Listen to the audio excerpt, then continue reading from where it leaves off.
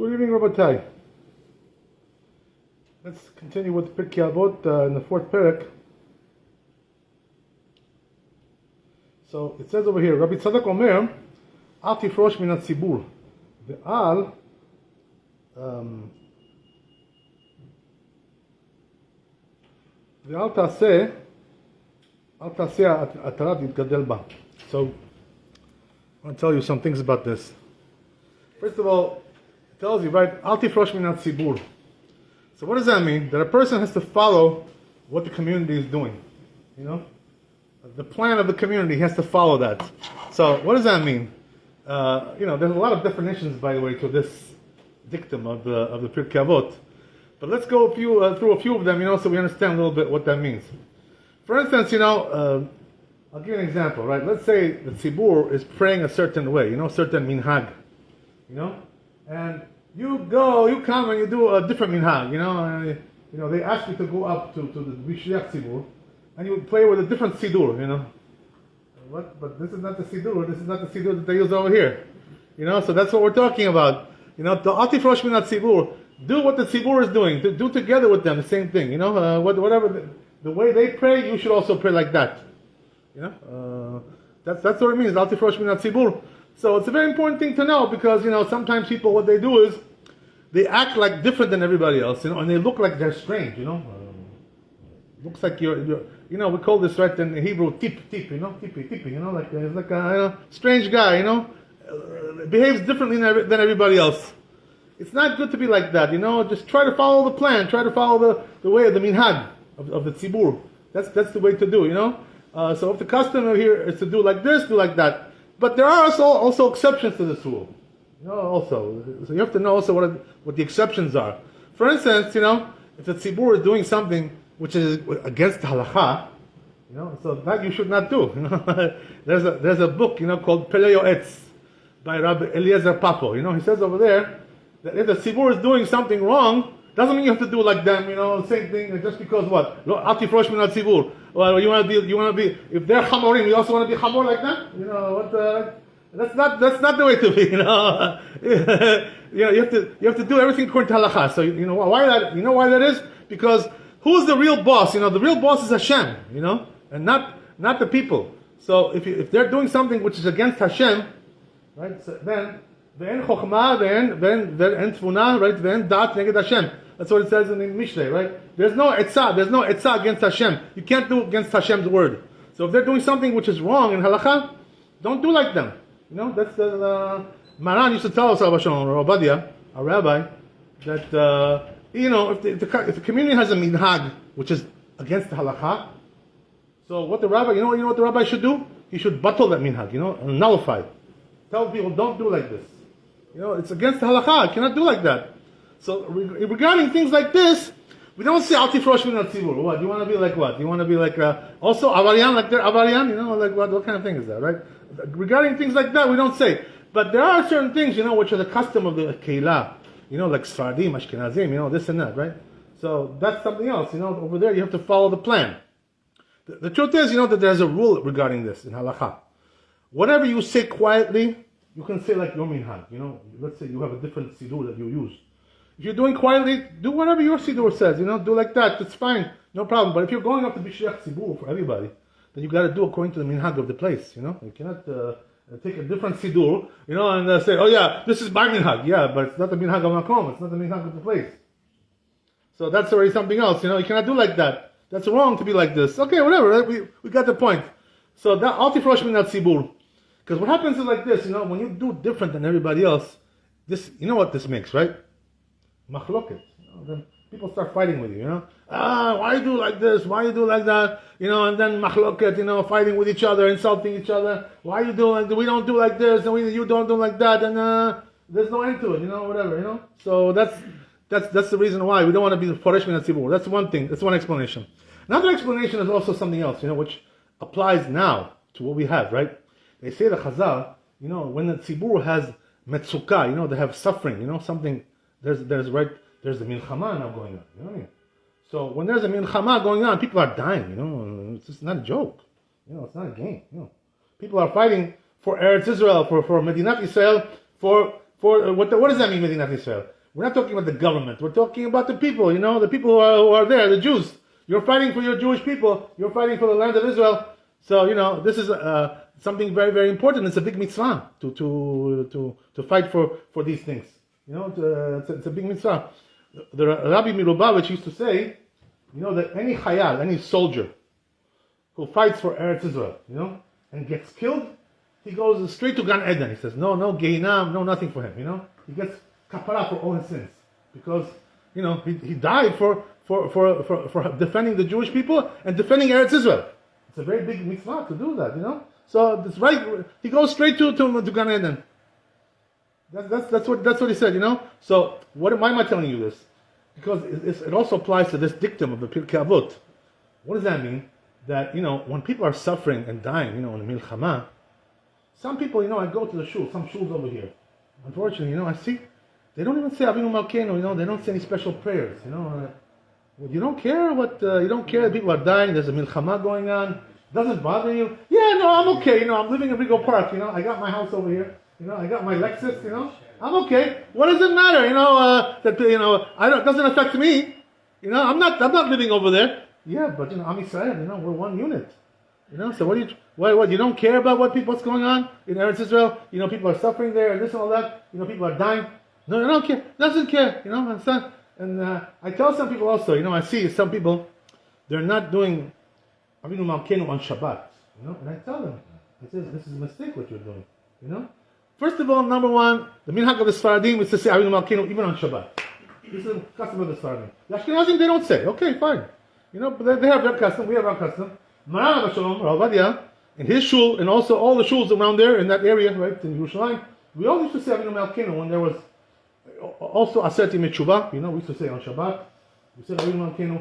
And Kol Sheken, right, Kal V'chomer, all the more so, if you have a war going on, which is much more severe than that. People are dying, it's like life and death going on here. So people are telling you, I don't know, what, you're supposed to say Avinu Malkeinu on Shabbat? Why does that bother you so much? Because they can't understand such a thing like this. They think Shabbat is only for, for rest, and for eating good food, eating seudot. And what about people are dying? Well, you don't care about that?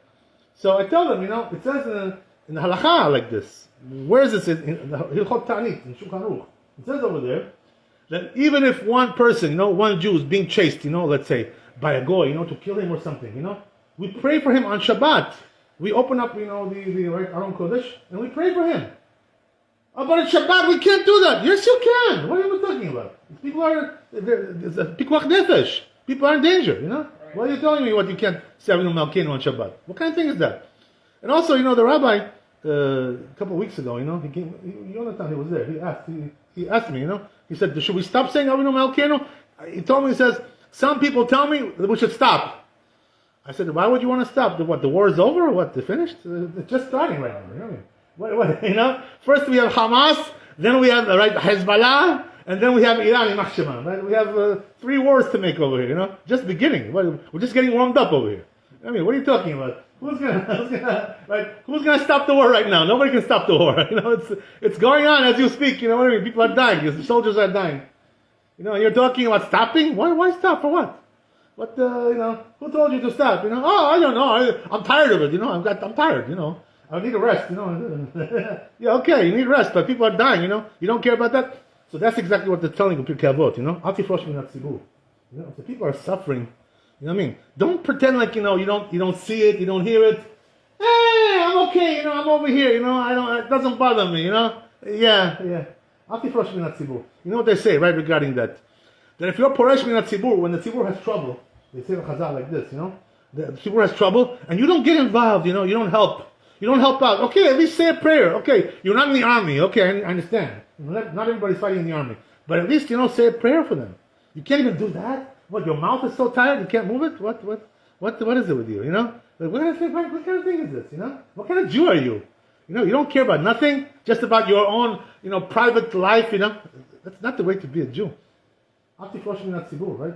When the tzibur is in trouble, you got to pray together with them. You got to participate with them.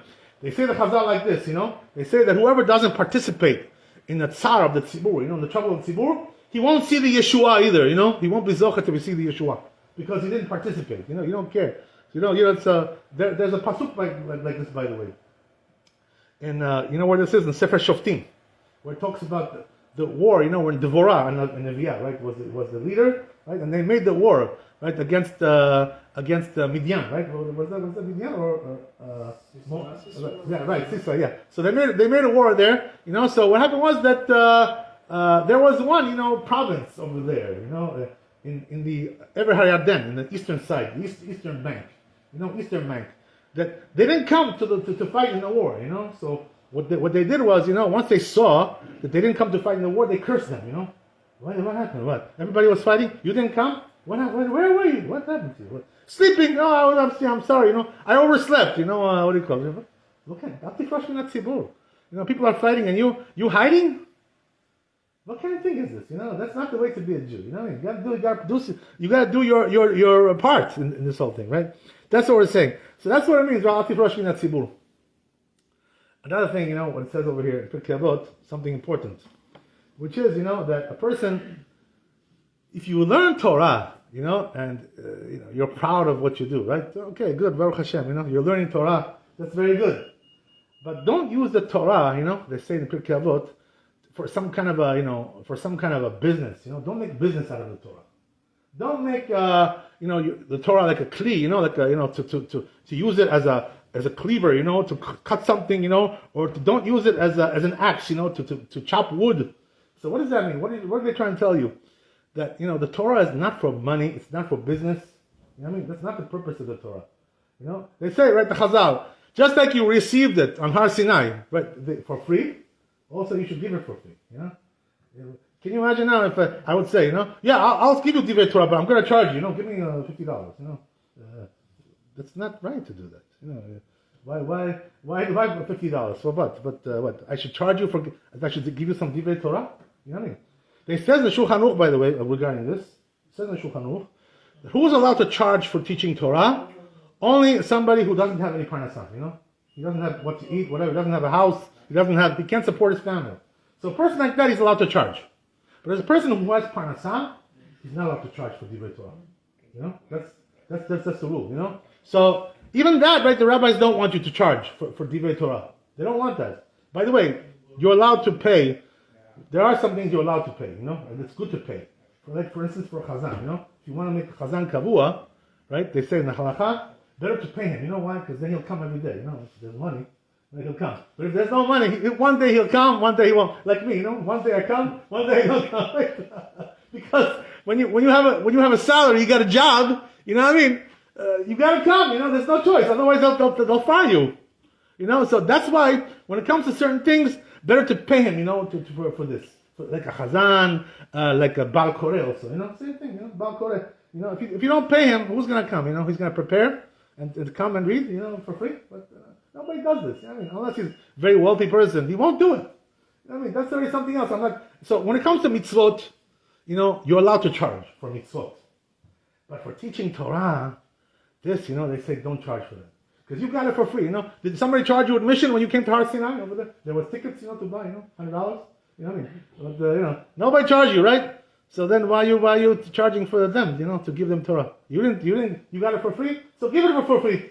That's the same thing, So why am I telling you this? The point is like this, that don't use the Torah, as some kind of a business scheme, And also, I'll tell you, let's say, we have our friend over here, right, who has a store over here, right? This grocery store. He's not here now. What's his name? Edward, yeah. So Edward, right? Can you imagine if I would go to Edward, I go to him tomorrow, Erev Shabbat, I tell Edward, Edward, yeah, I'm a rabbi, can you give me like discount 20%, because I'm a rabbi, You're using your Torah to get discounts, This is what he's talking about here, Don't use the Torah to make money. That's not the right thing to do. But I have to tell you one thing. We'll finish here. I don't want to take too long. But there's one thing that a person has to know. It says in the Pirkei Avot, not in Pirkei Avot, in the there's a commentary of Rabbi Bartanura. He says over there, right, regarding this, just remember that.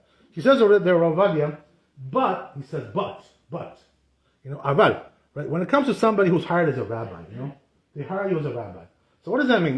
You're the rabbi of the keilah, you're the rabbi of the community. and you gotta be a leader, you got things to do. There's a lot of activities you gotta do. You gotta take care of the kahal. There's all kinds of things. So for that, he says right over there that they should pay him for that. You shouldn't have to do it for free. You know why? Because he has to put all his koach, to lead the community properly. And if you don't pay him, he doesn't have, he's not stable. He doesn't have parnassah. So he's always looking, for other things, looking around, how can I make money? Go over here, go over there, because he doesn't have parnassah. If you don't give him the stability, to run the community, he shouldn't have to be worried about money when he's running the community.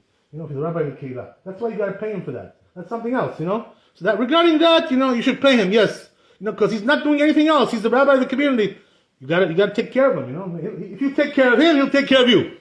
That's the way it is, ברוך ה' לעולם, אמן ואמן. רבי חנניה אומר, שאומר, הקדוש ברוך הוא זכות ישראל, לפיכך חיבר להם תורה ומצוות שאומנם לחפץ, למען צדקו יגדיר תורה וידיר.